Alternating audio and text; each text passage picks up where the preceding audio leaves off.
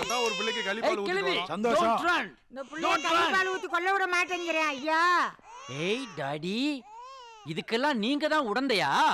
ஆமா, பொம்பளை குழந்தைய பிறந்தா கள்ளிப்பால் கொடுத்து கொள்றதா இந்த மண்ணோட தர்மம். அதை வளர்த்து ஆளாக்கி கல்யாணம் சீர் சனத்து செய்யறதுக்குள்ள சீனு போயிடும். வாடா. ஓஹோ, பெண் குழந்தைங்கன்னா உங்களுக்கு அவ்வளவு கேவலமா போச்சா?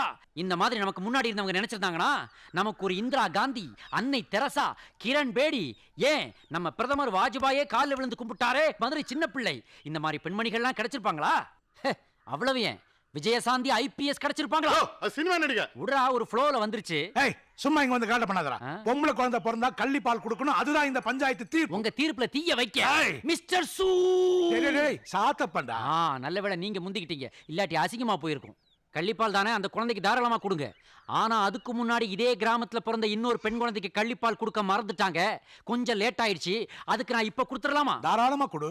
யார் அந்த குழந்தை? எத்தனை மாசம்? ஜஸ்ட் 720 மாசம்.